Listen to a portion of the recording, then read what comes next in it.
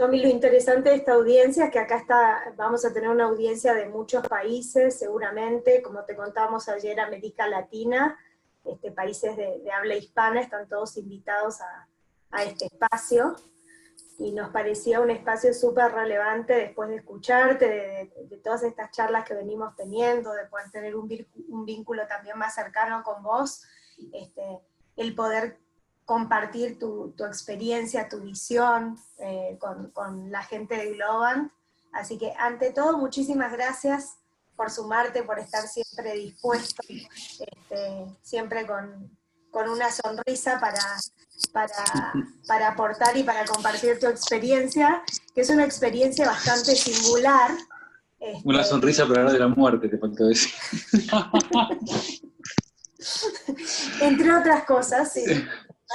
Pero no. Sí, igual ahí el agradecido soy yo, Omar, porque para mí, yo hace casi 20 años que me dedico a hacer esto que hago, y por lo general encuentro mucha resistencia de hablar de estos temas, ¿no? Y que alguien como vos, y desde un lugar también como Globant, ¿no? Que es una plataforma para mí enorme para escalar un tema tan profundo, tan humano y tan desnaturalizado como lo tenemos, para mí me genera muchísima felicidad, ¿no? Y digo, qué bueno que después de tanto tiempo de remarla, haya gente que de verdad quiera empezar a escuchar, a interiorizarse y a familiarizarse y a abrazar esto, ¿no? Así que desde ahí, el agradecido soy yo. Así que, y también agradecerle a todos los que están, a todos los que están sumando también por animarse a correr muchas veces ese velo que despiertan estas cosas y ver que en realidad no es tan negativo como pensamos que es, ¿no? Así que desde ahí también celebrar y felicitar a todos los que están sumando. Ojalá que les aporte y que sea un espacio enriquecedor para todos. Seguro que sí, no tengo dudas. Tommy, ¿querés presentarte y contar un poco quién sos y qué es lo que haces para que la audiencia te conozca? Yo creo que ya estamos en un número estabilizado de gente que por ahí va subiendo, pero digo, creo que estamos para arrancar. Dale. El quién soy es complicado, con lo cual no te lo voy a decir porque todavía no me queda muy claro. Pero En descubrimiento. Lo que hago y por qué estoy invitado acá, eso sí, es un placer. Yo me dedico desde el 2004 más o menos a acompañar de manera voluntaria a personas que están transitando el final de sus vidas. Esto quiere decir personas que por una enfermedad ya muy avanzada tienen una expectativa de vida en promedio de 3 meses, algunos más, otros menos. En el 98% de los casos es debido a un cáncer, muy pocos debido a ELA, y en su momento muy pocos de HIV, pero hoy la mayoría son cáncer. Y lo que hago es acompañarlos emocionalmente y espiritualmente, para quien así lo desee, para que puedan transitar ese tiempo de su vida que les queda de la mejor manera posible, con mucha vitalidad, con mucha pulsión, con mucho sentido, con muchas ganas. Y aclaro esto porque suele ser un momento de la vida cuando por lo general desde la medicina ya la persona no recibe ningún tipo de tratamiento alopático, porque ya no tiene sentido. Muchas veces se les dicen, ya no hay nada más para hacer, ¿no? Y hay como una especie de abandono social hacia la persona que hay que cargar con eso, ¿no? Yo digo, en esa instancia donde para la ciencia, muchas veces para la sociedad, no hay nada más para hacer, yo creo que hay un montón de cosas para hacer, y de hecho muchas veces en esa instancia la gente empieza a vivir el momento más vital de su vida, ¿no?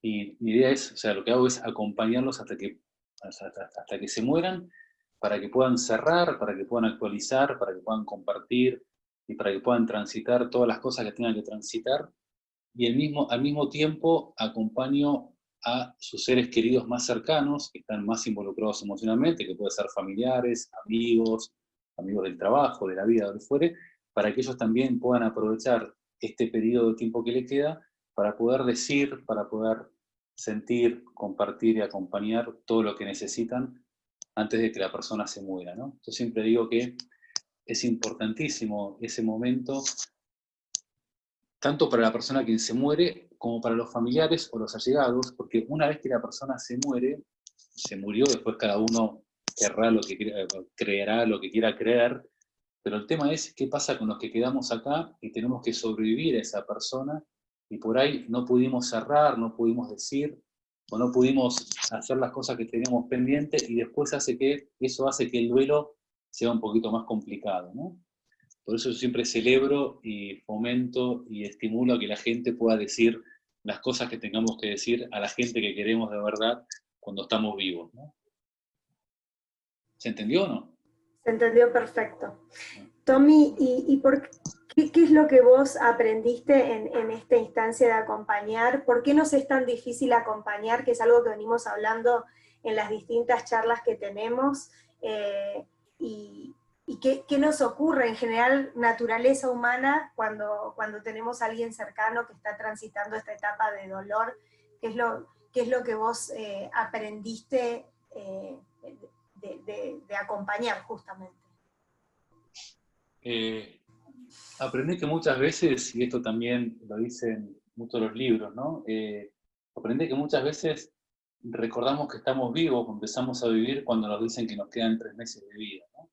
Que muchas veces nos pasamos gran parte de la vida como muertos en vida, como sonámbulos, ¿no? Y también esto que decías vos, ¿por qué nos cuesta tanto? Porque culturalmente todavía la muerte sigue siendo un tema tabú, ¿no? Hasta hace poco habían 2 temas tabú, estoy hablando de cultura occidental, ¿no? Que era el sexo y la muerte. Hoy el sexo dejó de ser un tema tabú, pero la muerte todavía lo sigue siendo. Si bien hoy con el tema del COVID, y estas son las cosas para mí, entre comillas, positivas que tiene esto, es el COVID nos enfrenta con la propia mortandad, la nuestra y sobre todo de nuestros seres queridos, ¿no? Es como que hoy por hoy la muerte se nos viene de lleno, y también nos empieza a movilizar y nos empieza como a sensibilizar en algunos aspectos que antes los teníamos como un poquito dejados de lado, ¿no? Pero todavía sigue siendo un tema tabú del cual no hablamos, y por otro lado es la única certeza que todos los seres humanos tenemos en esta vida, es que todos nos vamos a morir. O sea, más yo les garantizo que a todas las personas que estamos ahora escuchando esta conversación, dentro de 100 años, casi todos, no sé si todos, vamos a estar muertos, lo cual está bueno empezar a nombrarlo y a empezar a familiarizarnos, ¿no? Porque hay que prepararse también, ¿no? Y estar listo para poder recibir esto con la conciencia que amerita, ¿no? La otra vez cuando hablábamos, yo te contaba como experiencias más personales de cómo me ha costado acompañar a las personas que más quiero en circunstancias difíciles, y quizá mi forma de acompañar era muchas veces o evitar el contacto o dejar pasar tiempo, y esto es también un poco naturaleza humana, o rápidamente queremos que esa persona esté bien, y entonces le decimos, ponete bien, vamos para adelante. Y eso, de alguna forma, lo que conversamos y lo que transmitías es, muchas veces no nos bancamos el dolor ajeno, y muchas veces no nos bancamos que el otro esté transitando ese dolor, y de ahí esta dificultad que tenemos de acompañar, ¿no? De experimentar nosotros mismos el dolor de un ser querido, de un amigo, de una persona de nuestra familia. ¿Qué es lo que vos ves cuando te tocan situaciones de esta índole, que incluso has contado algunos ejemplos bien específicos?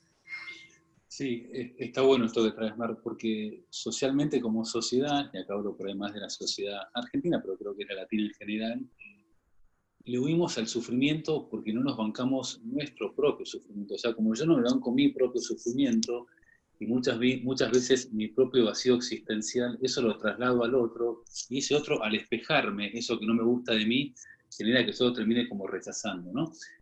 Y está bueno esto para entender, a ver, mi experiencia es más en gente que por lo general ya sabe que se va a morir, con lo cual el avance de la enfermedad ya es muy agudo, y los familiares mismos también saben de esto, y ahí hay como un impedimento muy fuerte, ¿no? Todavía de los familiares, de poder reconocer que su ser querido se va a morir, y de poder habilitar conversaciones que puedan acompañar y que puedan sacar a la luz temas que por ahí no están saliendo por miedo, por proyecciones, por resistencia, lo que fuere, y ahí parte de mi de mi rol es poder generar que esas conversaciones sucedan, ¿no? Como poder correr ese velo que nos impide conectar con ese otro, y como bien decís vos, que muchas veces no nos bancamos los silencios, o queremos cambiar de tema, o mejor de esas cosas no hablemos, o no nombremos que se va a morir, o no nombremos la palabra cáncer, ¿no? Como que el acompañar gente en final de vida me mostró que muchas veces la persona es la depositaria de todas mis proyecciones y de mis miedos no resueltos conmigo mismo.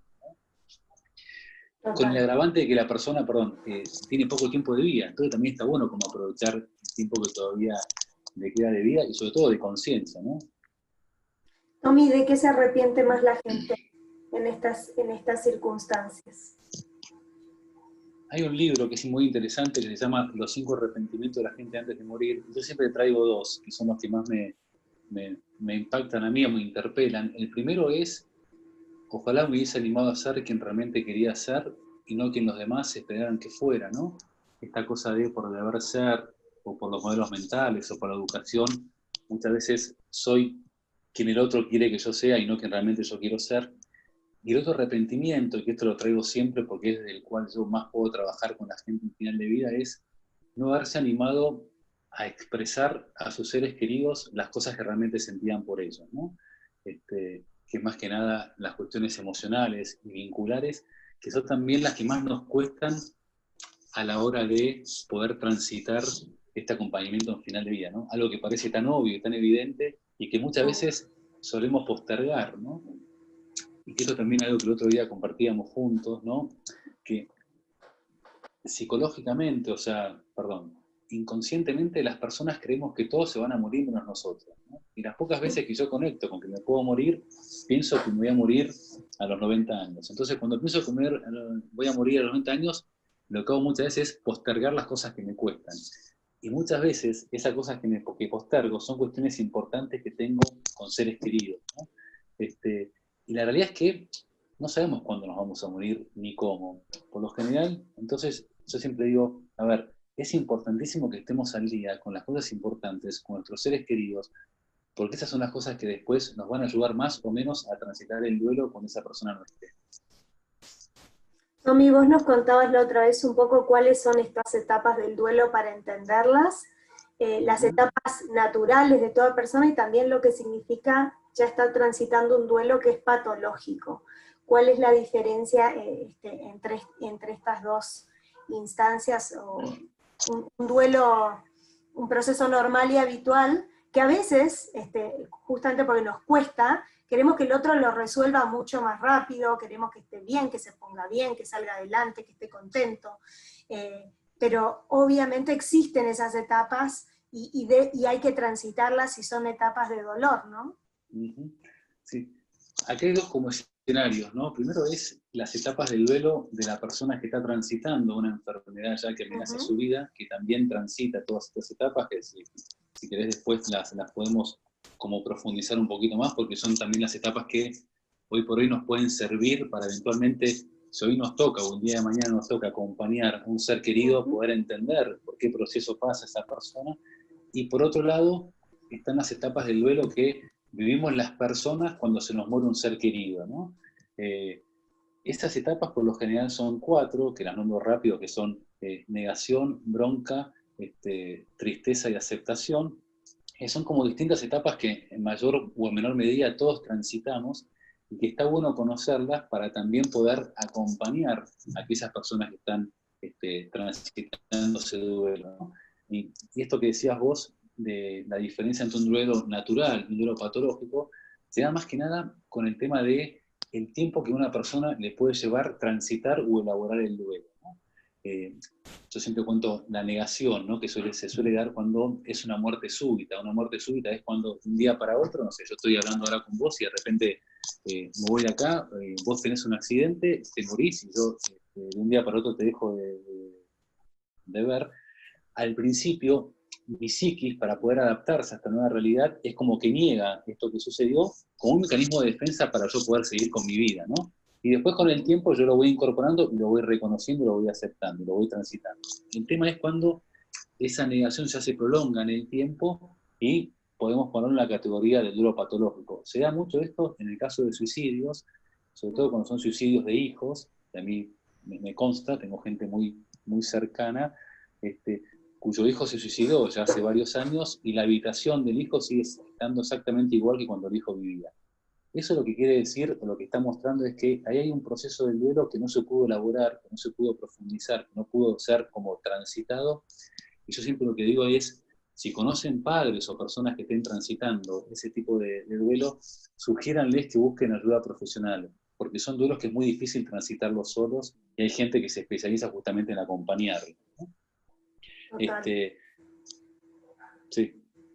No, y lo que pensaba también que compartíamos la otra vez es esto de que cuando una persona está en final de vida, termina ocurriendo muchas veces de que no le queremos decir por esto mismo, ¿no? No nos bancamos el dolor del otro, nos cuesta a nosotros transitar y acompañar durante ese proceso, entonces muchas veces se recurre a no le decimos nada a la persona, y que siga adelante o que fluya, de la misma forma que también nos cuesta conversarlo con los niños, o digamos es un tema muy tabú, vos lo decías la otra vez, los niños no van a los velorios, ¿no? Entonces es como, de alguna manera, esta situación de no exponerlos, y entonces lo estoy protegiendo del dolor simplemente porque no lo expongo, tengo como esa sensación o esa percepción. ¿Qué es lo que pasa en estas situaciones, digamos, cuando las familias optan por quizá no tener esta conversación con la persona que está transitando el final de vida? Y cómo podemos incorporar a los niños a este proceso, según tu experiencia, Tommy? Está bueno esto, Mar. Vos sabés que los adultos por lo general tendemos a proyectar nuestras propias resistencias y nuestros propios miedos en los niños, y los niños vos sabés que tienen como una manera mucho más natural de transitar Total. la muerte, porque como todavía no son adultos, todavía no están contaminados con todas las cosas que después los adultos solemos tener, con lo cual los niños tienen una manera muy natural y muy sana de lidiar con la muerte, y de enfrentarla, y de abrazarla, y de reconocerla. Mismo los propios niños que se están muriendo tienen también como una manera mucho más natural y mucho más saludable para mí de transitar su propia muerte. Ahí el problema cuando se trata de niños que se están muriendo, lo difícil es acompañar a esos padres, y lo difícil para ese niño también es ver el sufrimiento de los padres, ¿sí? Sufren más por los padres que por ellos mismos, ¿no? Pero volviendo más a tu pregunta, a ver, muchas veces me pasa que estoy acompañando a una persona al final de vida, por ejemplo, no sé, una persona que es abuelo, ¿no? Y que tiene nietos. Entonces, yo me acerco a la familia, y por ahí la hija o el hijo de la persona que está muriendo me dice, mira, mi hijo más chico quiere venir, pero yo le digo que no, o cuando yo quiero llorar me voy a la habitación al lado para que no me vea llorando. Es como que tratan de correrlo de la escena, ¿no? Y yo lo que le digo ahí es que, primero, si yo como adulto, cuando quiero llorar porque estoy triste, ¿no?, me escondo de mi hijo para que no me vea llorar, yo lo que estoy transmitiendo a mi hijo es que llorar no está bueno, que conectarse con las emociones no está bien, que no es sano, que lo que tenemos que hacer es ocultar todo eso, y ese chico después termina siendo como la mayoría de los adultos que somos, atrofiados emocionales, que nos cuesta conectarnos con lo que sentimos, con lo que necesitamos, con la vulnerabilidad y demás. Y por otro lado, los chicos, es muy sano poder incorporarlos a la enfermedad o a la vida de la persona que está transitando esa etapa, ¿no? Siempre preguntándole si quieren participar y respetando ahí su decisión. Pero si el chico quiere participar, es muy bueno poder incorporarlo, y si la persona que está enferma es una persona que físicamente por ahí está como muy deteriorada, o tiene como ciertos rasgos desde lo visible que pueden impactar, poder anticipar a ese chico con lo que se va a encontrar para que no se asuste. Pero después es alucinante, ¿no? Cuando, mira, la suegra de mi hermano, que falleció hace unos años, mi hermano con su mujer viven en el sur, y la suegra eligió ir a la casa de ellos a terminar su vida, y tenían cinco chicos de entre 2 y 6 años. Y el cuarto, la habitación de esta mujer, estuvo hasta 5 horas antes de que se muera, llena de chicos arriba de la cama, jugando con ella, abrazándola, riéndose. Te juro que para mí fue como un canto a lo que es una muerte como tiene que ser vivida, ¿entendés? Incorporando a una persona más grande que está en la etapa final de su vida, con los chicos que traen toda la frescura y toda la naturalidad y todas las ganas de vivir, como uniendo los dos polos y naturalizándolo, ¿entendés? Y vos hacés con la naturalidad y con la alegría, más allá de la tristeza obviamente de la situación, que los chicos podían acompañar y vivir ese momento. Creo que me pareció una de las muertes más lindas que he tenido la posibilidad de conocer en esta vida. Me encantó. Yo le decía a Tomás en todas las charlas que hemos tenido que él tiene esta forma de hablar muy naturalmente de algo que la mayor parte de nosotros estamos educados, son las convenciones culturales, en prácticamente ningún ámbito nos sentimos libres de hablar de esto, son temas tabúes desde que crecemos en la mayoría de las casas. Vos lo decías ayer y yo me acordaba de mi propia niñez, ¿no? De dónde está el tío fulano, se fue a una estrella, como que de repente cuesta mucho cuando uno es niño no entender la desaparición física de un ser querido, y creo que esto de se fue una estrella, no Sí, está se más... fue de viaje. Uno no lo termina de entender y de poder aterrizar, ¿no? Entonces, desde que somos niños, esas son las explicaciones que recibimos, y en verdad, si nos ponemos a pensar, prácticamente en ninguna instancia, ni en el colegio, ni en la universidad, ni en el ámbito de las empresas tampoco, es muy habitual hablar de esto. Sí nos toca a todos, como vos decís, es algo que nos toca de cerca, es algo que nos toca desde los seres queridos, hasta los compañeros de trabajo, hasta los amigos, ¿no? O sea, nos toca absolutamente por todos lados, pero sin embargo nos cuesta muchísimo, y nos cuesta muchísimo porque, como vos decías, nos conecta con nuestra finitud también, ¿no? La sensación es que en algún momento es más fácil pensar que uno se va a morir de viejo, se mueren los abuelos, y cuando nos empiezan a ocurrir situaciones que no están ni cerca, es como que se nos caen las teorías, y nos cuesta Totalmente. mucho conversar sobre estos. Son temas donde no hay espacio de conversación sobre esto, y vos tenés como esa naturalidad para ponerlo, o para también sacarlo de una situación de dramatismo, ¿no? De tristeza profunda. Vos hablás como de las dos caras de la vida y la muerte. Es que en realidad, dramatizar el momento más vital y más humano que tenemos las personas es un absurdo en sí mismo, ¿entendés? Y la realidad es que hasta hace 200 años atrás, la muerte se vivía con mucha más naturalidad. O sea, la gente moría en sus casas, rodeado de su familia.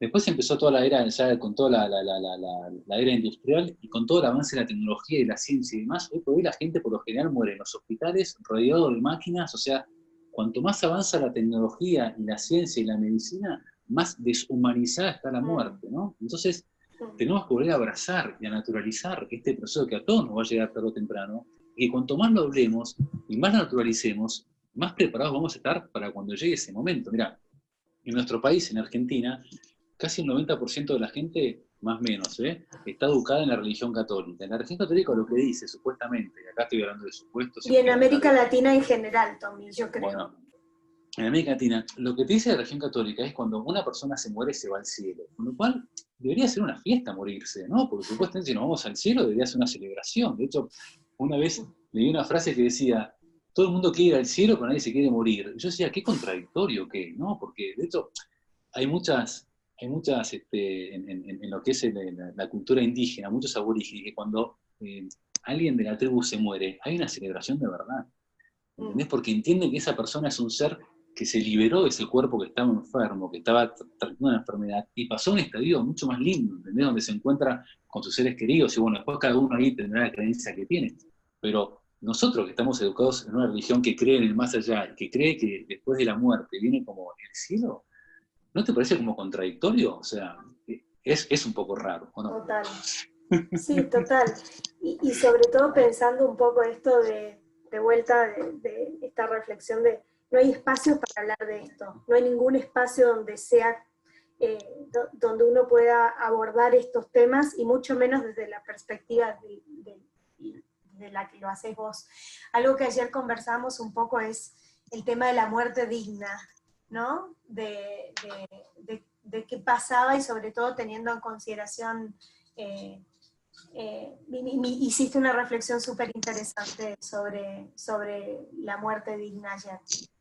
Sobre la muerte digna o la eutanasia, ¿no? La eutanasia, puesto en el mismo nivel, y que yo sostengo, y mucha gente que se dedica a esto sostiene lo mismo, o sea, gente con mucha más experiencia y con mucho más conocimiento que yo, que un alto porcentaje de la gente que pide la eutanasia son personas que por ahí no están pudiendo ser acompañadas emocionalmente por gente idónea que la pueda acompañar, y no lo están pudiendo tampoco ayudar a encontrar un sentido a lo que está transitando, ¿no? Hay gente, y cada vez está más estudiado esto, ¿no? Y esto habla mucho también Víctor Frankl, que él escribió un libro muy interesante, que es El hombre en busca de sentido. Sí. Fue después el creador de la logoterapia, estuvo en un campo de... Bueno, un tipo para mí con mucha autoridad para hablar de esto. Él decía que quien puede encontrar un para qué vivir puede transitar casi cualquier cómo, ¿no? Y él decía, ¿qué fue lo que lo hizo a él soportar 4 años en un campo de concentración con las peores torturas que una persona se puede imaginar, con parte de su familia muerta en los campos de concentración? Y él decía, encontrar un sentido y nunca perder la esperanza, ¿no? Entonces, a una persona que está transitando una enfermedad que obviamente por ahí la encuentra imposibilitada de un montón de cosas, si a esa persona la ayudamos a encontrar un sentido a eso que está transitando, puede ser una etapa muy sanadora y de mucho aprendizaje, que si nosotros aplicamos la eutanasia o la muerte digna, obviamente por voluntad de la persona, estamos impidiendo también aprovechar eso que la vida le está trayendo, ¿no? Entonces, una vez alguien me dijo algo que me encantó, me dijo, la vida nunca te va a poner una situación que sea superior a tu capacidad para poder abordarla, ¿no? Mirá que he transitado cosas pesadas en esta vida, y eso me vino siempre, y siempre me ayudó, ¿no? Y quería retomar algo que dijiste vos antes, Mar, que es súper importante, porque a lo mejor alguna de las personas que nos están escuchando tiene algún ser querido que esté transitando una enfermedad y que esté en final de vida, ¿no? Y algo que todavía hacemos, y para mí hacemos mal, y todavía nos cuesta mucho, es un término que en el ámbito este se llama la conspiración del silencio, ¿no? Que es cuando la familia de quien se está muriendo y el médico se ponen de acuerdo para no decirle a quien se va a morir que se va a morir o el avance de la enfermedad, ¿no? Entonces se crea como una especie de silencio conspirativo donde hacemos de cuenta que en realidad no te vas a morir cuando todos sabemos que te vas a morir, y la persona misma sabe que se va a morir porque una persona que está en fin de vida siente que se va a morir. Y eso lo que termina generando es, primero, la imposibilidad que se pierden la oportunidad enorme de poder decir las cosas que tengan que decir, de poder ponerse al día, de poder aprovechar el tiempo de vida que le queda a la persona. Y por otro lado, lo que generan es que quien se está muriendo se cierre y siente una desconexión y una desconfianza que lo lleva a vivir y a transitar esa etapa de su vida con mucha más soledad de la que la podría transitar. Entonces, parte de mi trabajo siempre es romper con esto, ¿no? Y también decirle a los familiares que hace casi 30 años se crearon los derechos de la persona en el final de la vida, que esto lo estableció la Organización Mundial de la Salud, y uno de esos derechos, con el cual yo más trato como de insistir, es el derecho a saber la verdad. Todas las personas que se están muriendo tienen derecho a saber la verdad. En tanto y en cuanto la persona quiera saberlo, porque también la persona tiene el derecho de decir, yo no quiero que me informen lo que tengo, no me interesa saber, y está perfecto. Pero si no, la persona tiene todo el derecho, y yo siempre digo, lo que puede lastimar a una persona no es lo que le decís, sino el cómo se lo decís. Y yo muchas veces me he peleado, amorosamente, ¿no?, con ciertos médicos, ciertos oncólogos que cuando ven a la persona le dicen, a vos te quedan 3 meses de vida. Y yo digo, ¿desde qué lugar yo puedo decirle a una persona que tiene fecha de vencimiento, ¿no? Aparte, cuando yo a una persona le digo, te quedan 3 meses de vida, le estoy cerrando toda posibilidad de esperanza, de ganas de vivir, de ganas de encontrar una esperanza, de ganas de encontrar un sentido de lo que está transitando. Con lo cual, hay que ser muy cuidadoso con eso, ¿no? Y es todo un arte esto, ¿no? De saber comunicar y de poder verbalizar y tener estas conversaciones difíciles, pero que para mí son recontra importantes y muy útiles, ¿no? Entonces, está bueno esto que trajiste, porque por lo general ahí, con la mejor buena intención, muchas veces le generamos mucho sufrimiento a la persona que queremos ayudar, ¿entendés? Y termina generando lo contrario. Y un poco desde el mismo lugar, ¿no? Desde el lugar de no tener la conversación difícil, no exponerme yo también como una actitud evitativa permanente a ver al otro transitar su dolor o acompañar eso.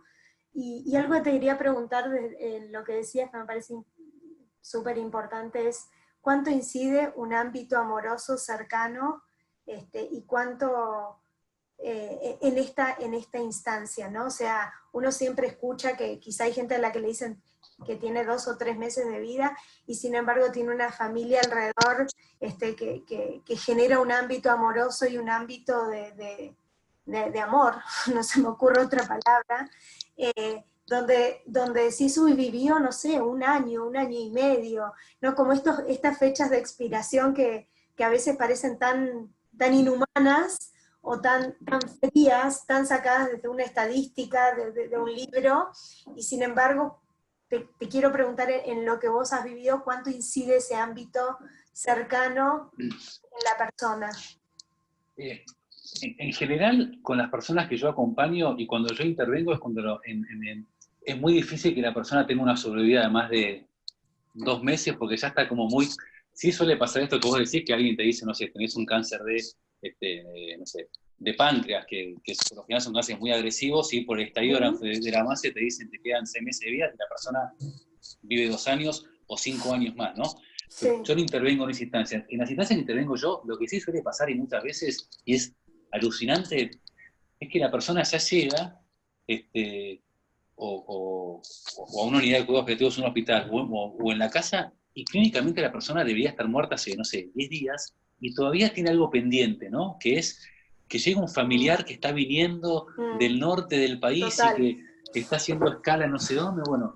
La espera, y hasta ¿no? que, claro, y llega ese familiar, tienen un encuentro familiar, y la persona automáticamente se muere. Bueno, de esas cosas me han pasado, pero es donde decís, la ciencia no tiene nada para decir, no tiene nada para hacer, y no entiende aparte, porque esas son las cosas que entran como en un plano que para mí también es un plano para poder trabajar nosotros la humildad y bajar un poquito la soberbia, ¿no? Hay ciertas dimensiones que desconocemos y que están, y que yo las he vivido porque nada, lo he transitado, ¿no? Pero sí cambia muchísimo en la persona cuando está acompañada de gente amorosa y gente que se anima a estar, ¿no? Vos me preguntabas a mí qué de las cosas que aprendí. Yo digo, ojalá todo el mundo tuviese la posibilidad que tengo yo, primero de ir a Calcuta. A mí, la primera vez que lo hice fue en Calcuta, esto con la Madre Teresa, que fue alucinante, porque ahí vos haces esto con gente que vive en la calle, en un templo que se llama Caligat, que le donó a la Madre Teresa, que el nivel de deterioro físico que tiene la gente que se muere ahí es como bastante más profundo que los que se mueren en un hospital acá, porque allá literalmente se mueren en la calle. Pero como experiencia fue una cosa para mí que fue alucinante, y cuando volví ahí empecé de manera voluntaria en el Hospital Tornú, y vos sabés, Mar, que a diferencia de lo que muchas veces piensa la gente, yo cada vez que me voy de estar con una persona que se está muriendo, salgo con unas pilas, salgo con unas ganas de vivir, con unas ganas de comerme la vida, que digo, qué alucinante, qué es esto, y ojalá más gente tuviese la posibilidad de tener esto mucho más cerca, porque te hace vivir, lo voy a decir en primera persona, me hace vivir mi vida desde otro lugar, me hace replantearme todos los días para qué me levanto, me hace replantearme si lo que estoy haciendo con mi vida tiene sentido, me hace replantearme si hoy me fuera a morir, si estuviese en paz, me hace replantearme si estoy al día con mis seres queridos, me hace muchas veces replantearme qué es lo urgente, qué es lo importante, y me hace muchas veces preguntarme, el día que me muera, ¿voy a sentir que honré la vida? ¿O voy a sentir que pasé simplemente existiendo y sin vivir, ¿no? Entonces, y esto lo digo porque, como decíamos cuando arrancamos, el hablar de la muerte y el pensar de la muerte lo tenemos muy asociado con lo negativo, con lo triste, con lo angustioso y demás. ¿Y sabéis qué, Mer? La gente que realmente le teme a morir, y la gente que cuando llega al final de su vida vive esa instancia con mayor sufrimiento, es la gente que siente que está muriendo a una vida que no fue vivida. Mm. Es Wow. gente que está sintiendo que pasó por esta vida sobreviviendo. Entonces, su angustia no es a morir, su angustia es a sentir que no vivió. Porque la Tal gente que cual. realmente vive la vida y la abraza en su plenitud, abraza la muerte con la misma dignidad, con la misma Mm. felicidad, la misma gratitud con la cual abraza la vida. Y yo celebro que esto pase acá, lo que está pasando, porque esto no deja de ser el ámbito corporativo. Y el espacio donde más solemos sobrevivir las personas en la vida es en el trabajo. Ujú. Entonces, que recordemos esto y elijamos con qué conciencia vamos a transitar de ahora más el ámbito del trabajo, también va a repercutir directamente después el cómo nosotros lleguemos al final de nuestra vida y lo que vayamos a sentir y a pensar, ¿no? En esa instancia. Si Lo hablo mucho de mismo. cine porque me entusiasmo, No, no, paro. no, no. Me parece que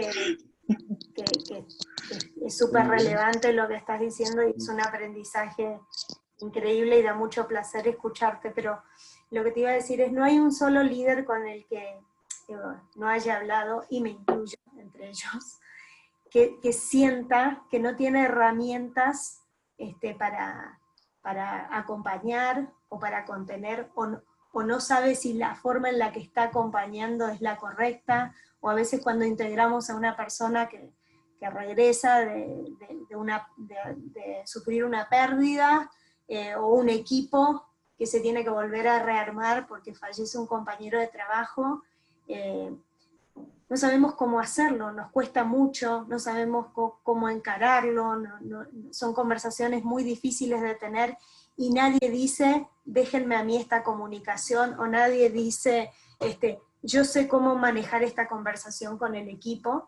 Eh, Acá, ¿qué es lo que vos recomendás? Porque acá hay mucha gente que seguramente esté transitando algo así también en el ámbito laboral. Estamos en un contexto particularmente difícil, estamos como en una situación casi de cautiverio ya en muchos países que lleva 100 días, y todo el tiempo nos vamos, como vos decís, esta situación nos enfrenta permanentemente a la posibilidad de la pérdida o a la pérdida. ¿Cómo, cómo vos recomendás a estos líderes que están teniendo estas conversaciones difíciles, este, eh, la comunicación de esto, ¿no? De que alguien fallece, o el acompañar a alguien que acaba de perder un ser querido? Primero, el naturalizarlo, ¿no? O sea, es entender que es algo más de la vida, que amerita también otra conciencia cuando comunicamos estas cosas. También el poder reconocer mis propios límites. Si yo, por una cuestión personal, siento que me veo imposibilitado de hacerlo, pedir ayuda. O sea, Uh-huh. en esto somos todos aprendices, nadie es un experto en Sí. esto, porque la verdad que el amor nunca se aprende, o sea, nunca terminamos de aprender esto, porque tiene que ver con la propia elaboración y el propio trabajo que cada uno tenga con su propia muerte, ¿no? Acá es lo más complejo para mí, en un escenario fuera del contexto COVID, porque hoy la verdad que hoy nadie vuelve al trabajo, por lo menos en Argentina y en muchos países todavía no se está volviendo, con lo cual, Uh-huh. pero por fuera de este contexto, y si querés después vamos a cómo acompañar el contexto COVID, lo más difícil que pasa en los líderes es cuando quien fallece es el hijo o la hija de un colaborador. Es muy difícil cuando esa mamá o ese papá se reincorporan, cómo Uh-huh. recibir a un padre, a una madre que acaba de perder un hijo y cómo acompañarlo de ahora en más, sobre todo cuando ese hijo que se murió es un hijo chico y muchos de los compañeros tienen hijos de la misma edad, ¿no? Entonces, Sí, como ahí, la identificación, ¿no? Ese dolor de es hecho, un poquito propio. lo hacen propio, pero después también me ha pasado, por ejemplo, que ingresa la persona y un compañero en su escritorio tiene fotos de su hijo que tenía la misma edad del compañero que se murió. Entonces me dicen, ¿qué hacemos, Tommy? ¿Sacamos la foto de todos nuestros hijos? Porque si no, cuando se reincorpore esta persona, va a ver las fotos. Y yo les digo, si ustedes sacan la foto de sus hijos, porque esta mamá o este papá perdió su hijo, estamos desnaturalizando algo que tiene que ser natural. O sea, la vida tiene que seguir, y quien tiene que hacer el duelo, y que tiene que aprender y transitar esta experiencia que para mí es dolorosísima, como lo es perder un hijo, es quien se está incorporando. Lo que ustedes pueden hacer es acompañarlo desde el corazón, desde la empatía, desde la escucha, no evitándolo, porque muchas veces lo que nos pasa es, cuando se reincorpora ese padre, nosotros lo vemos y como no sabemos qué decirle, huimos. Y ahí la persona se da cuenta del rechazo que genera y eso tampoco ayuda a transitar ese duelo, ¿no? Entonces yo siempre digo, la gente me pregunta, ¿qué le digo a una persona que acaba de perder un hijo o que acaba de perder un hermano o un ser querido? Y yo le digo, ¿sabes qué? Es muy difícil que haya alguna palabra que la pueda consolar. Simplemente andá, dar un abrazo, estate a su lado y escuchar. Las personas necesitan hablar y ser escuchadas. No necesitan que nosotros le demos una respuesta que les alivie el dolor, porque no la hay. Ni que los curemos, porque no lo podemos hacer. Exactamente. Ni podemos... Entonces ahí lo que tenemos que bancar es mi propia imposibilidad y mi propia limitación de no decir nada y simplemente ser y estar. Y estar en silencio y bancarme ese silencio. Y esto también quiero hacer un paralelismo, volviendo también a quien se encuentra en final de vida. La persona cuando está en final de vida ya, los últimos momentos antes de morir, entra, y cuando ya está en la etapa más de aceptación, que al final, bueno, no hablamos de eso, pero lo dejamos por otro momento, cuando está en la etapa de aceptación, la persona suele retraerse y suele ya más empezar a comunicarse, no tanto desde la palabra, sino desde el silencio. Y es una experiencia alucinante. Para quien tiene la posibilidad de acompañar a un ser en sus últimas horas de vida, estar sentado al lado, en silencio, tomando de la mano, mirándole a los ojos y sintiendo la simple presencia de estar, es una compañía que es poderosísima y es lo que más necesita la persona que se está muriendo. Entonces, tanto para el doliente como para el que está por morir, lo más importante es estar y escuchar. Estar y escuchar, y callarnos la boca, que es todo un ejercicio. Ya lo creo. Porque siempre queremos ir con el manual de procedimientos y ahí me dicen, bueno, dame 3 tips, ¿qué le digo? No le digas nada, callate, le digo. Total. Tommy, y algo que también hace unos días conversaba, producto de algún taller de duelo, de alguna charla que estábamos dando, es cómo hablarle a la familia de la persona que falleció, desde nosotros que somos compañeros de trabajo, y ahí alguien me decía, hablando ya en primera persona y de su pérdida, me decía lo que le costó poder, lo que le costó procesar ese dolor muy cercano y a la vez lo que le ayudó a cerrar un poco ese dolor fue reconfortante, fue esto de poder, que los compañeros de trabajo lo homenajearan o lo honraran o le dijeran una palabra linda sobre aquella persona, que en este caso es su marido, con quien trabajaron, qué les dejó, qué recuerdos comparten, qué anécdotas, como eso nos reconforta, ¿no? Desde un lugar que a veces no sabemos qué hacer con la familia y a veces es tan simple como esto. Sí, está buenísimo, Tomar. La familia siempre lo que más necesita, y sobre todo los padres que pierden hijos, es poder revivir todos los espacios donde ese hijo pasó gran parte de su vida, que es el trabajo, porque nunca se enteraron lo que pasó ahí. Entonces que esos compañeros se puedan animar a acercarse a esos padres, o a esa mujer, o ese marido, que está haciendo el proceso de duelo, y le puedan compartir anécdotas, historias, o cosas divertidas. Para la familia es una manera como de acompañar muy linda, muy valiente también, ¿no? Porque hay que animarse a estar con un padre o una madre que acaba de perder un hijo. Okay. Pero una de las cosas que más temen los padres cuando pierden los hijos es que, porque al principio cuando se muere un hijo, más un chico joven, al principio está todo el mundo como muy, muy choqueado, muy conmovido, entonces estamos todos con los papás, con la familia, acompañamos, pero después a medida que van pasando los días, cada uno vuelve con su rutina y esos padres quedan solos prácticamente, ¿no? Entonces, lo que más temen los padres es que la gente se olvide de ese hijo que se murió. Y una de las cosas que más agradecen justamente es que los compañeros, ya sea del trabajo o fuera del trabajo, se sigan acordando y en las fechas importantes le hagan notar a esos padres que su hijo sigue presente. Porque una vez alguien dijo, no se mueren, o sea, la gente no muere cuando muere físicamente, sino que la gente muere cuando dejamos de olvidarlas. Entonces es una manera también de demostrar a sus padres que ese hijo, si bien físicamente no está, pero adentro nuestro está vivo y lo llevamos todos los días en el corazón con nosotros. Como eso una ayuda muchísimo, ¿no? Exactamente. Una resignificación y además quizá como vos también lo compartías la otra vez, quizás son ángulos de la persona que la mamá no conoce a ese hijo en el trabajo, o la esposa no conoce lo que representó para sus compañeros de trabajo, o el hijo no sabe lo que su papá o su mamá significaban para el entorno. Son como mundos a veces que están separados, entonces creo que la resignificación desde ese lugar tiene un impacto increíble. Totalmente. Y algo también, Mar, que suele pasar, cuando alguien está en duelo, el duelo es parte de la vida, y parte de la vida también es estar como doliente, pero también poder celebrar, ¿no? Y a veces nos cuesta, si estamos haciendo un duelo de un ser querido que acaba de fallecer, celebrar determinados momentos, ¿no? Porque decimos, no, ¿cómo voy a celebrar si en realidad hace 10 días o una semana o un mes se murió mi hijo, mi hermano, mi marido o quien fuere? Y a veces también está bueno el permitirnos y el permitirse celebrar, porque también es parte de la vida. Yo siempre digo, o me pasó en el mundo corporativo, ¿no? Que, no sé, se muere una persona que era la encargada todos los días de cebar el mate. Entonces llegaba todos los días, cebaba mate, ahora esa persona se muere y el mate ese queda ahí como congelado. Nadie más toma ese mate porque, como la persona se murió, entonces les digo, ¿qué les diría a ustedes la persona que se murió si hoy les pudiese decir algo respecto del mate?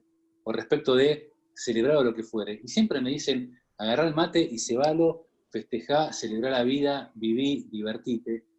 Y eso también es parte del duelo. Y está bueno permitírnoslo. ¿Tá? Porque también tenemos como esta cosa muy cultural que antes se daba mucho más que ahora, ¿no? Como que tenemos que hacer un luto eterno y tenemos que estar con cara tristes y amargados, ¿entendés? Y la verdad que no, eso no es un duelo tampoco bien vivido. Obviamente, Tommy, hay un montón de preguntas y hay un montón de temas.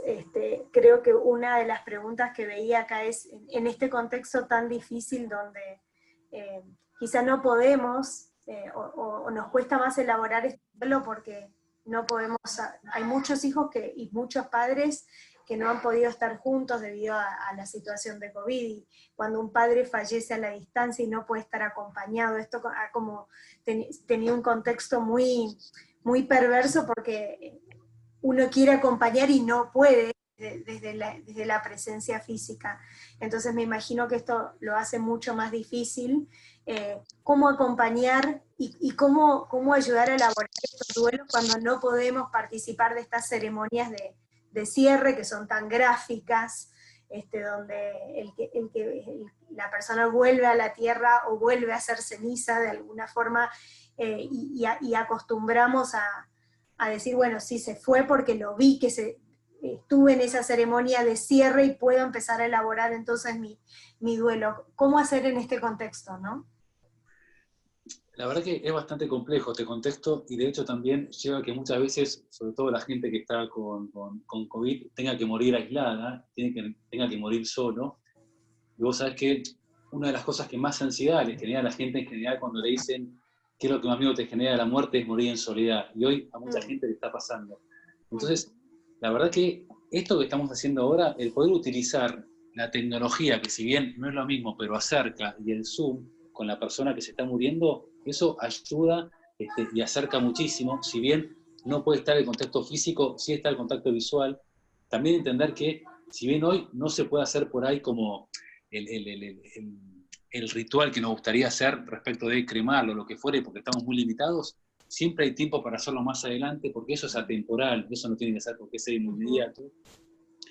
Y por otro lado, yo siempre digo, cuanto mejor estemos con nuestros seres queridos, y eventualmente uno de estos seres queridos, que pueden ser nuestros padres, o sea, nosotros tenemos padres en edades que ya son población de riesgo, si a nuestros padres les llega a pasar, ¿estamos hoy al día con eso para que les pase?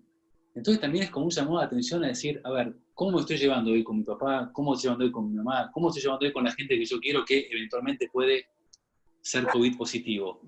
Y si no estoy del todo bien con eso, bueno, es el momento por ahí de empezar a sanar ciertas cosas, porque si mañana le llega a pasar, eso después me va a ayudar a mí a transitarlo con mucha más paz y con mucha más tranquilidad, ¿no?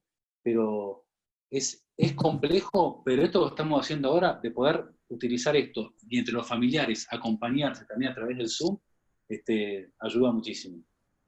Total. Pero hay un montón de preguntas y un montón de reflexiones. Te voy a compartir algunas. Una dice, ¿cómo hacemos para despedir a un ser querido con una celebración en una sociedad que aún no está preparada para eso y que puede juzgarlo, ¿no? Y ahí si me permitís, Tommy, ahora te dejo responder, pero algo que yo le contaba antes a Tomás es del fallecimiento de uno de mis amigos, que decidió hacer una fiesta antes, él estaba transitando una enfermedad, y decidió hacer una fiesta antes, y todos fuimos a su fiesta, y la verdad que fue una fiesta que tenía como este sabor de la alegría de estar ahí y de abrazarlo y de conectar con él y de poder compartir ese momento increíble, y a la vez mi cabeza pensaba, pero esto es bizarro, esto es como una situación, tenía como este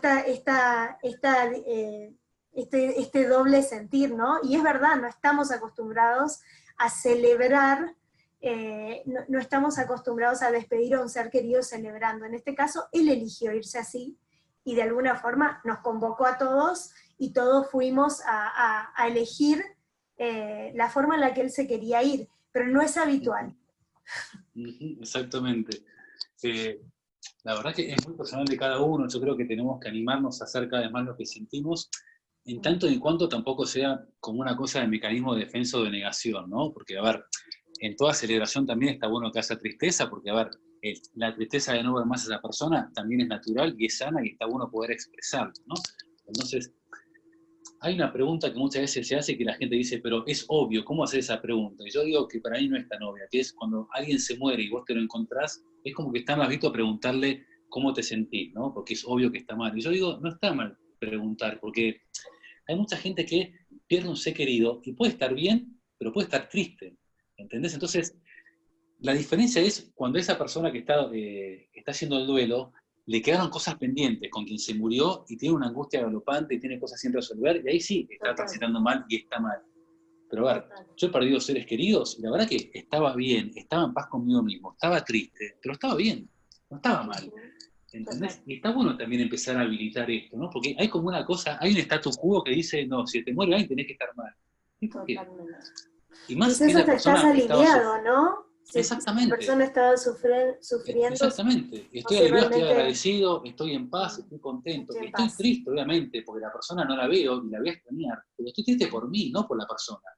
Porque en realidad, cuando hacemos el duelo y lloramos por nosotros, no lloramos por la persona. Nosotros mismos nos genera lástima el no estar más con esa persona. El duelo es por uno, no por el otro. Total. Pero está buena esa pregunta para empezar a naturalizar y a ser un poquito también más sinceros y honestos, ¿no? Total. Y de construirnos, porque creo que parte de esta construcción es lo que vos decís. Acaba de perder a alguien, está mal. Y permitir que haya otras emociones y otros sentimientos asociados a eso, ¿no? Vos sabés que Acá, hay algo que se da. Sí, Tommy, vos. No, decime. Vos. Hay algo que se da mucho cuando hay matrimonios que pierden hijos. Esto hay un grupo que se llama Renacer, que es un grupo de padres que pierden hijos que es muy interesante y tienen un trabajo muy lindo. Y muchas veces cuentan que, mirá, para lo que vean el estigma social de esto que voy a compartir, ¿no? Y de hecho hay una charla que un matrimonio que perdió un hijo lo cuentan como anécdota. Están volviendo a enterrar al hijo y al padre se le despierta un deseo de un encuentro sexual con su mujer muy fuerte, ¿no? Y venía a enterrar al hijo. Y la mujer es como que le dijo, pero vos estás loco, que esto, que lo otro. Y después cuando empezaron a profundizar y se animaban a compartir esto, en realidad es natural que pase, porque la energía sexual es la energía vital, es la energía de la vida, que es la polaridad de la energía de la muerte, y las dos son una.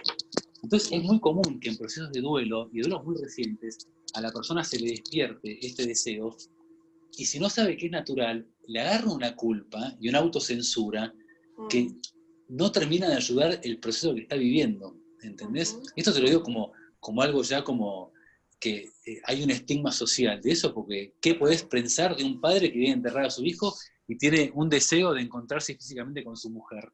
¿Entendés? Y es natural que eso pase, ¿entendés? Entonces está bueno también ponerlo en palabras. Tommy, alguien pregunta acá, ¿cómo hablar con personas mayores lúcidas que están cerca a morir? ¿De qué forma les hacemos llegar tranquilidad o les ayudamos a sacarse ese miedo? Está bueno, primero hay que ver de quién es el miedo, de la persona que se está por morir o de la persona que lo va a acompañar, ¿no? Primero es, y ahí lo que hay que hacer, Mary, lo que siempre sugiero es preguntar, ¿cómo te sentís? Si la persona, primero, si la persona sabe que se va a morir, o sea, si está próxima a morir, bueno, ¿qué te genera? ¿Qué sentís? ¿Hay algo que me quieras compartir? ¿Hay algo que quieras hacer? ¿Hay algo que quieras que yo te pueda compartir? Y a veces, y también mucha gente, cuando yo comparto esto, me dice, ay, pero ¿cómo preguntás eso? Y yo digo, porque hay que preguntarlo como está en vida. Yo le digo muchas veces, bueno, ¿hay algo que te gustaría que pase el día que vos te mueras? ¿Hay algo que quieras que dejemos ordenado? ¿Hay algo que vos quieras que yo haga cuando vos no estés? Y vos es lo que le alivia a esa persona, encontrar a alguien que le habilite esta conversación y que lo ayude. De hecho, una vez me pasó, eran dos hermanas, muy mayores las dos, sin familia, sin hijos, eran esas dos nada más. Y una se estaba muriendo, y la que se estaba muriendo, su mayor preocupación era con quién se iba a quedar su hermana. Total. Y yo le dije, vos quedate tranquila, porque tu hermana va a estar acompañada por todos nosotros que somos voluntarios, y no la vamos a dejar sola. Y de hecho su hermana, cuando se murió acompañada de la misma gente que acompañó a la otra. Y eso, para la hermana más grande, que fue la primera que se murió, no sabe la necesidad que Una tranquilidad, ¿no? Totalmente. Pero está bueno preguntar, y está bueno sacar mis propios miedos, porque por lo general los miedos son míos, no tanto del otro, ¿no?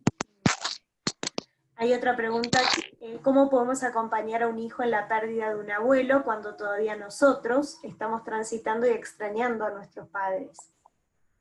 Compartiendo lo que nos pasa a todos, compartiendo mi tristeza, mi angustia, mis ganas de estar con él, abrazándolo, o sea, compartiéndolo, naturalizándolo. Los niños, su primer contacto con la muerte por lo general no suele ser de un familiar, suele ser de una mascota, de un pajarito, o sea, los chicos empiezan a vivir duelos mucho más chicos, con lo cual hay muchas posibilidades para empezar a ellos a involucrarlos en esto de la pérdida y de naturalizarlos. Lo que sí no hay que hacer es lo que vos decías antes, Ner, que es mentirles ni sacarlos de la escena. Excluirlos, ¿no? Es como... Excluirlos. Y que entiendan los chicos que es parte de la vida. Y después la gente me dice, bueno, ¿pero qué le digo? Bueno, decirle lo que vos crees. Yo creo que la vida después continúa. Yo muchas veces le digo, mira, ¿sabes qué?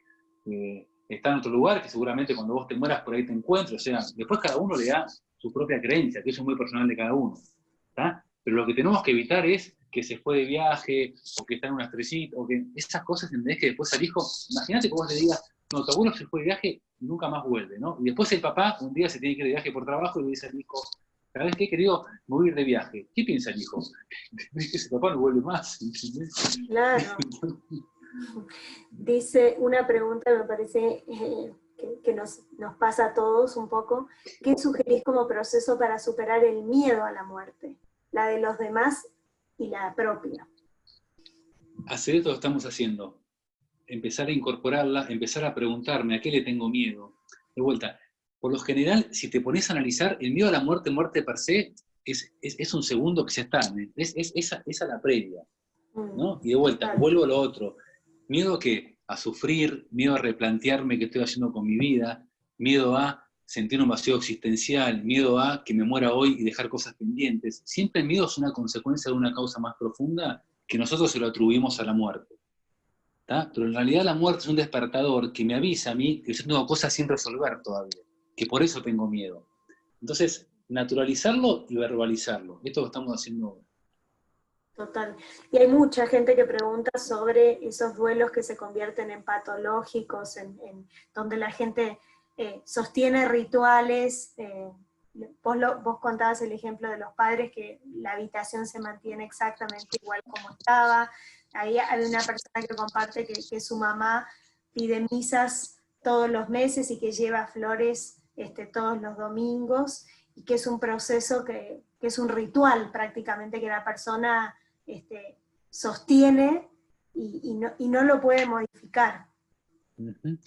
A ver, no hay un manual y no hay una fecha tampoco, y acá que no quiero hacer como, hay que personas que son creyentes y que les hace bien, no sé, todos los meses o todos los años ir a hacer una misa y celebrar y recordarlo, pero después siguen con su vida de la mejor manera posible, con alegría y demás, y está perfecto. El tema es cuando yo quedo anclado en esa emoción de angustia, y esa angustia me impide vivir la vida con plenitud y con naturalidad, ¿no? Ahí es donde ya juega más esto que dijimos de el duelo patológico, ¿no? ¿Se entiende la diferencia? Pues es como, es muy Sí, sutil, pero total, es más que nada la actitud y el estado anímico de la persona, no tanto lo que hace. total, total. Y hay un montón de preguntas. Había acá una pregunta que decía, eh, ¿existe la posibilidad de que el alma sepa que ya le llegó su tiempo de despedida y el cuerpo no? Ahí prefiero no meterme, pues es un plano donde es muy personal de cada uno y prefiero hablar de lo que nos pasa en este plano y en la tierra y después que cada uno saque sus propias conclusiones.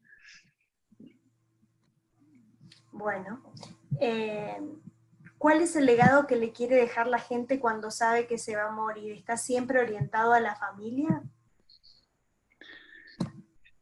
Lo más importante para la gente es la familia y lo más importante es que yo siempre digo, en general la gente cuando se va a morir no se acuerda tanto de lo que hacía en relación a la actividad y al hacer y demás, sino de pequeños momentos que le dieron sentido y significado a su vida.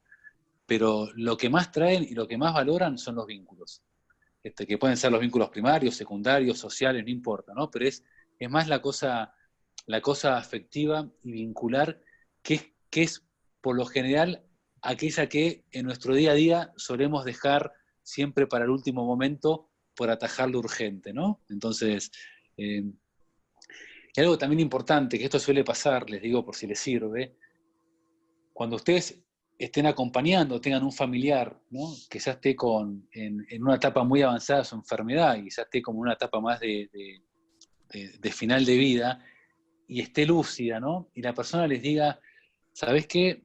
Vení porque tengo algo para decirte y siento que puede ser la última vez. En general, prestemos la atención a eso.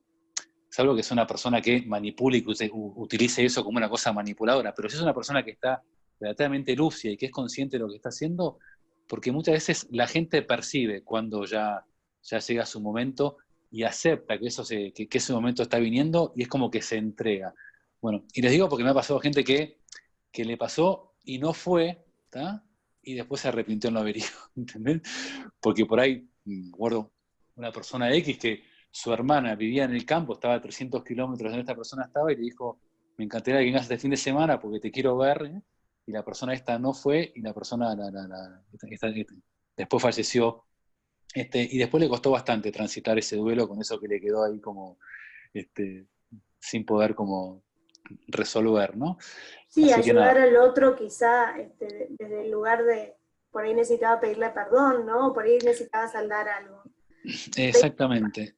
Ujú, sí, sí, sí, pero estar muy atentos a esas pequeñas señales que las personas nos dan cuando están transitando ya su final de vida, ¿no? Bueno, también hay un montón de gente en el chat agradeciendo la charla y yo también quiero aprovechar y con todo el equipo que ha laburado en esto, agradecerte muchísimo que nos ayudes a hablar sobre estos temas que tanto nos cuestan, que son temas tan tabúes, que son temas donde en general no encontramos espacio para hacerlo y desde un lugar de mucha humildad y también de mucha naturalidad, que es como vos hablás sobre la vida y la muerte, y sobre cómo podemos acompañar en estas instancias difíciles, especialmente en este contexto, pero creo que aplica a todos los contextos. Así que agradecerte mucho cada una de las reflexiones y de las palabras. Hay un montón de gente que seguramente te va a escribir después y que agradece. Y bueno, yo también personalmente te agradezco mucho por este espacio tan necesario, tan relevante, tan importante y del cual aprendemos también muchísimo. Así que gracias por tus reflexiones, por compartir tu experiencia, que es increíble lo que haces, y es increíble el lugar desde el que lo haces, con el amor con el que lo haces, así que muchas gracias, es un placer tenerte acá. A Y vos, Mar, es un mucho. placer. Gracias, gracias por bancarme, por el espacio. Y de vuelta, para entender esto, porque a mí me apasiona la muerte porque me apasiona la vida. Yo soy un enamorado de la vida, ¿tá? Entonces digo, y la muerte me recuerda todos los días que estoy vivo. Entonces desde ahí, eh, simplemente dejarle a los chicos que están escuchando, hoy cuando lleguen a sus casas, no, porque solamente muchos están en sus casas, pero piensen si hoy hay alguna persona a la cual le gustaría decirle algo, ¿sí? Y todavía no se lo dijeron. Bueno, piensen si hoy no es el momento para decírselo, porque, de vuelta, hoy estamos y mañana no sabemos. Entonces, que lo urgente no tape lo importante, ¿sí? Así que eso solo nomás, como para que se lleven y si se animan, que lo puedan hacer. Gracias, Mer, gracias Tincho, gracias Caro, gracias Delphi, a todo este equipo que es alucinante por animarse a traer estos temas a este mundo a veces tan alejado, ¿no? Como es el mundo corporativo. Así que bienvenido y lo celebro. Gracias. Gracias, Tommy. Un beso grande. Muchísimas gracias. Hasta el próximo espacio que seguramente llegará pronto. Gracias chicos. Muchas gracias. Un abrazo. A vivir, Chao, gracias a todos. A vivir la vida. Así es. Chao. Chao. Me desconecto, ¿no, Tincho? ¿Ya está? Sí. Sí, ya estamos. Gracias, Tommy. A vos.